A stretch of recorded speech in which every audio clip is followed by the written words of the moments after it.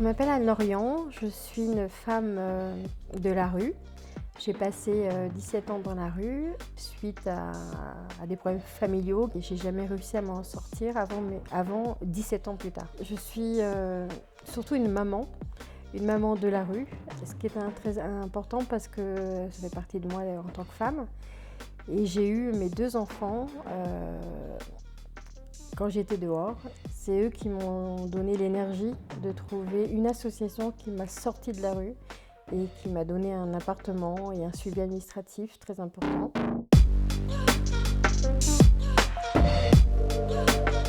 Le quotidien est basé, comme tous les SDF, sur beaucoup de démarches administratives pour pouvoir prendre une douche, trouver à manger, trouver un lit pour le soir, et là ça devient très compliqué. Nous sommes des proies sexuelles, nous sommes victimes de viols.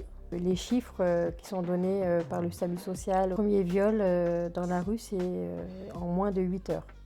C'est aussi d'avoir ses règles, d'avoir un corps qui bouge, tout ce qui est hormonal.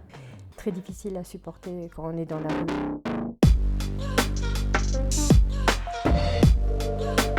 Et les femmes, elles ont tellement peur qu'en fait, elles répondent même pas aux questions.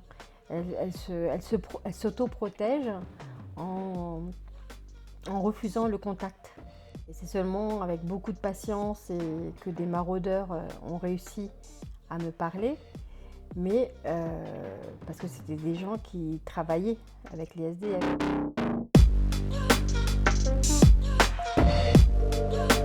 Le message que j'aimerais faire passer aux personnes de la société des inclus, comme on dit, vers les exclus, c'est surtout de la patience, vraiment beaucoup de patience, et puis de la compréhension, et pas de jugement, pas de préjugés, pas de clichés.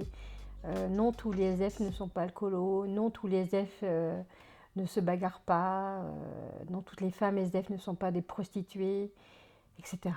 Il faut arrêter les clichés et puis prendre le temps de communiquer. Et puis des fois ça marche, puis des fois ça marche pas, il ne faut pas abandonner, il faut continuer à essayer de communiquer. Et ça commence souvent par le sourire. Et puis, juste des fois, de s'asseoir à côté, de voir si ça va, simplement.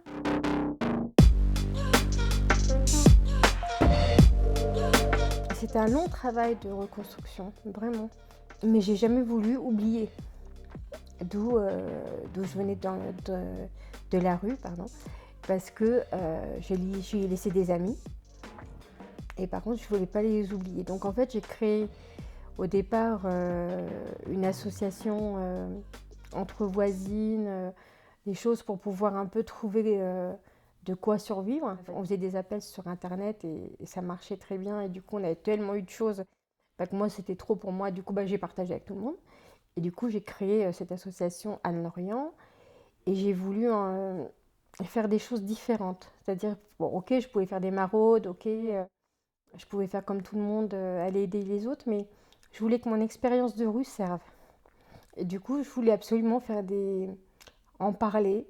Donc, en parler dans les journaux, dans les entreprises, et de parler des SDF. J'ai écrit un livre avec une journaliste qui s'appelle Minou Azoulay, qui raconte mon histoire, donc de ma première enfance, pourquoi je suis arrivée dans la rue.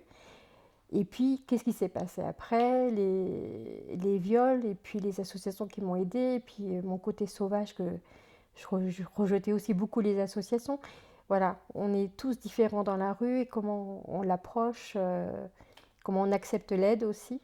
C'est très difficile d'accepter l'aide. C'est difficile de aider, mais c'est difficile d'accepter de l'aide.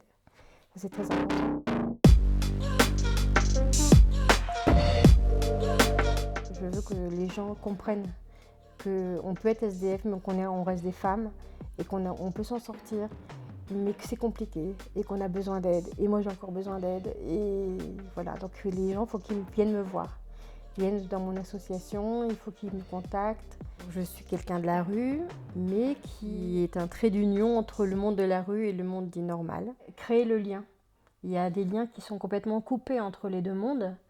Et ce serait bien de pouvoir juste recréer ce lien.